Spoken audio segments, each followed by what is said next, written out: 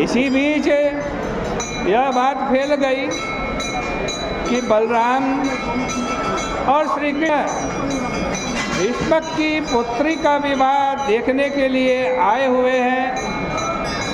भीष्म की ओर से उनका बड़ा भारी आतिथ्य किया गया और उनके योग्य ठहरने के लिए प्रबंध किया गया। उनकी सेना भी यथास्थान पर ठहराई गई और भी जितने राजा आए थे उन सब की यथा वीर्य यथा वय यथा बलम यथा वित्तम सेवा हुई, किंतु किसी को यह नहीं पता चला कि श्री कृष्ण को न्योता किसने दिया है। भीष्म के पक्ष के लोग समझते थे कि शिशुपाल के मौसेरे भाई हैं, इसलिए उसने न्योता भेजा होगा।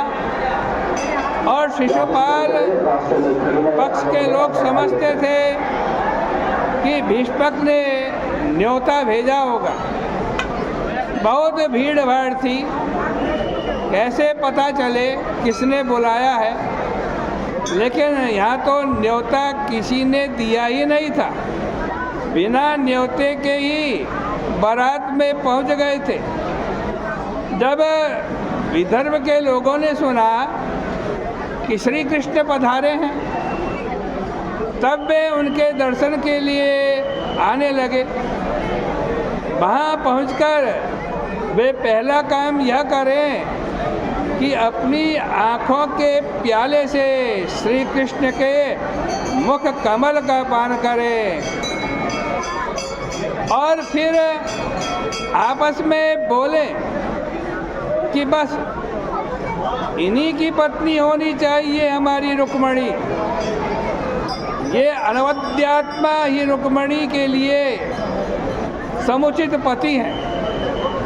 देखो, जब भगवान राम जनकपुरी में पहुँचे थे तब वहाँ के निवासियों ने भी गोस्वामी तुलसीदास जी के शब्दों में यही प्रार्थना की थी कि यदि हमारा कोई पुण्य हो, कोई धर्म हो, तो उसके फलस्वरूप हमारी जानकी का विवाह इन्हीं राम से हो जाए। इसी तरह विदर्भवासी भी कह रहे हैं कि भगवान हमारे ऊपर ऐसा अनुग्रह करें जिससे इन अच्युत का विवाह रुक्मणी से हो जाए। किंचित सुचरितं जन्नस तेन तुष्टास्ति लोककृत् अनुगृह्णन्तु गृह्णन्तु वैदर्भ्या पाणिमच्युता। परीक्षित सुखदेव जी कह रहे हैं, जिस समय पूर्ववासी लोग इस प्रकार की बातें कर रहे थे, उसी समय रुक्मणी जी देवी का दर्शन करने के लिए अंतःपुर से बाहर निकली। उन्होंने मौन ले लिया था और बड़े बड़े शूरवीर सैनिक उनकी रक्षा के लिए उनके साथ थे। बाजे बज रहे थे, मंदिर में बड़े शूरवीर सैनिक उनकी रक्षा के लिए उनके साथ चल रहे थे, बाजे बज रहे थे।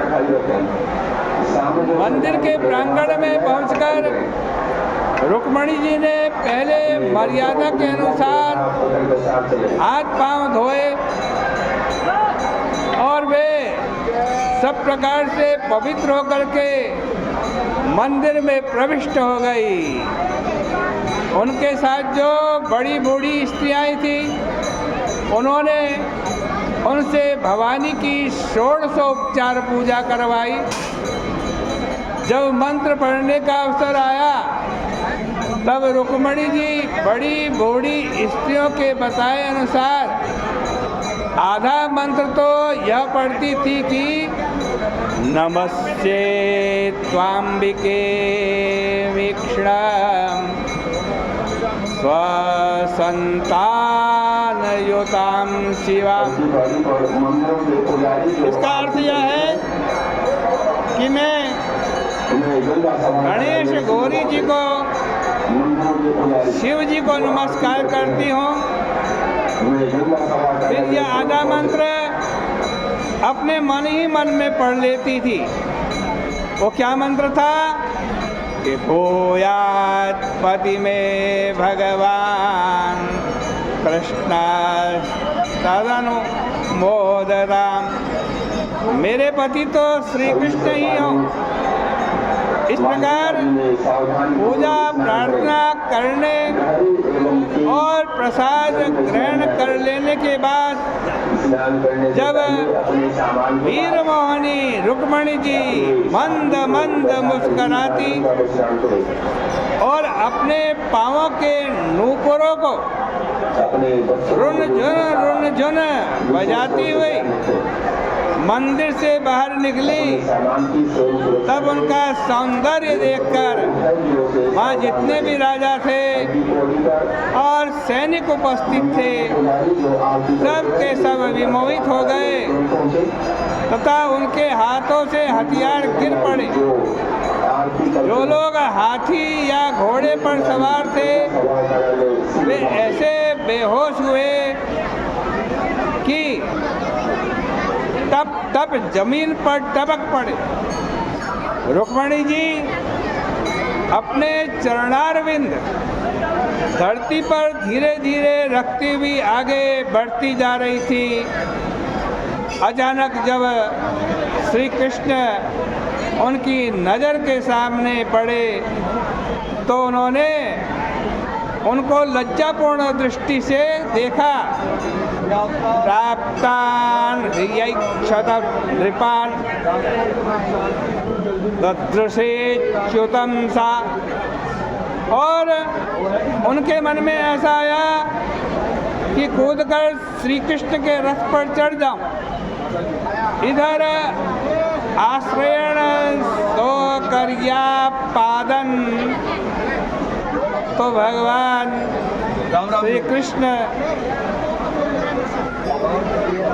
धर्म ही है, स्वभाव ही है। जो उनकी सेवा में आना चाहता है उसका हाथ पकड़ करके वे अपनी ओर खींच ही लेते हैं। यहाँ भी उन्होंने यही किया और रुक्मणी जी का हाथ पकड़कर उनको अपने रथ पर बिठा लिया।